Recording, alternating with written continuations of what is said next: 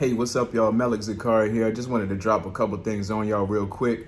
As everybody is well aware, wintertime is approaching quickly. In some places, it feels like it's wintertime already, at least here in the Northern Hemisphere.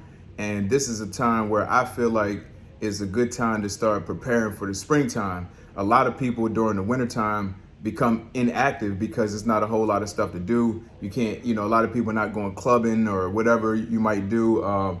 People are not going out to parks and stuff. Most of the activities that people take part in the wintertime is indoor activities.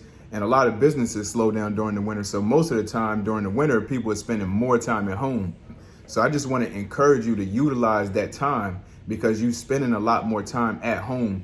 And, we know some animals hibernate through the winter like bears and whatever, but I'm definitely encouraging you, don't be a bear. Don't hibernate through the winter. And I'm not saying in the sense of like sleeping, like physically sleeping, but even while you're awake, just sleeping on the extra time that you have and not utilizing it is a sense of hibernation or whatever.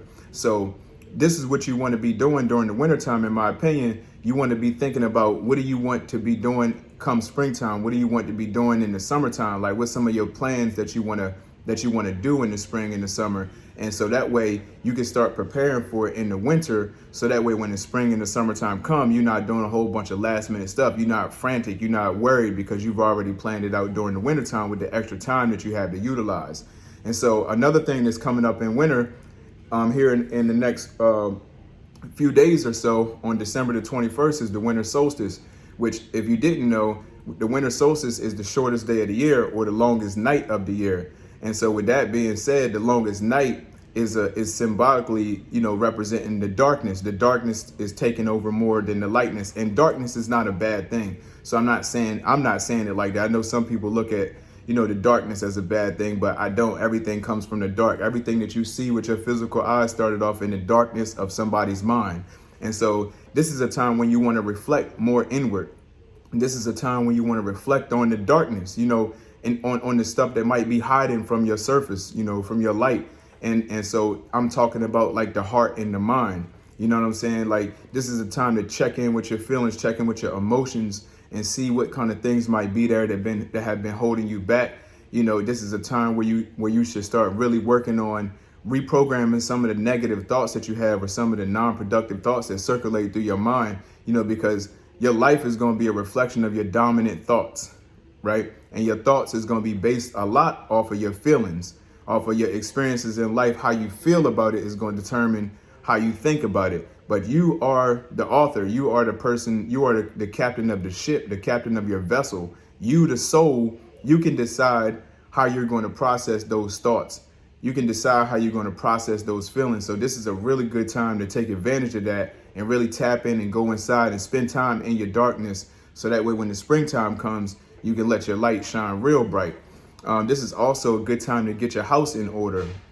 I know a lot of people do spring cleaning, but it's nothing wrong with getting everything in order during the wintertime either. This is a time where, in the wintertime, a lot of things die off. So this is a good time to let things that you don't use, things that you don't even need. This is a good time to get rid of that stuff. Old habits is a good time to let old habits die off. Let all of this old stuff die off to make room for the new stuff that you want coming in your life, coming up here, in the near future. And so it's also a good time to tend to your health, and it's colder, so your blood is moving slower, your immunity is going down. And everybody knows that, a lot of people get symptoms more so during the wintertime. So you should be drinking a lot of hot tea, eating more hot food. It's good to drink some hot tea in the rising when you get up.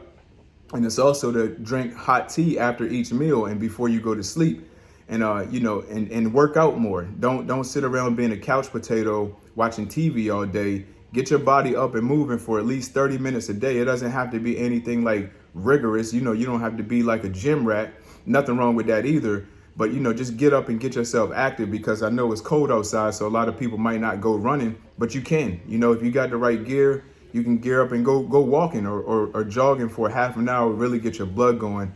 Keep your immune system super, super strong. And also make sure you're getting your vitamins. There's not a whole lot of sunlight outside during the wintertime. So you want to be making sure that you're getting as much daylight as you can. And, making sure you're getting some vitamin D in your system. Vitamin C things that's just going to help your immune system stay strong through the wintertime. And also, uh, it's a good time for you to bond with your family, during the wintertime, because, during the wintertime, the children are on winter break. A lot of people get together for the holidays and everything. I don't really particularly celebrate any holidays, but I know a lot of people do, and I love spending time with my family. So whenever they get together, I'm there. And so this is a good time to bond with your family, immediate family that's in your household, and have real conversations. Don't just go around each other and just eat food and just talk about, a bunch of senseless stuff all the time. It's good to catch up, nothing wrong with that at all, but have some real conversations, because sometimes, people take it for granted, the closeness that they have with their family, and so I'm encouraging y'all to take advantage of that family time, that extra time that you had to spend with your family, your loved ones, your children, whoever it may be, and just strengthen those bonds during this time. And so, closing this out, I just want to say, every season you should be planning your next season. So what do you want for your next season of life to be? In a symbolic sense and in a literal sense. How do you want your next season to be? How do you want your springtime to look? How do you want to look during this when springtime comes? And then, symbolically in your life, whatever season you are in your life, how do you want your next season to look? And this is the time to really take advantage of the extra time and plan out your next season. So that's all I got for y'all. I ain't want to be too long-winded, but I hope that these tips that I'm sharing encourage y'all to go ahead and take action on it. All right. Till next time, y'all. I'll talk to y'all later. Peace.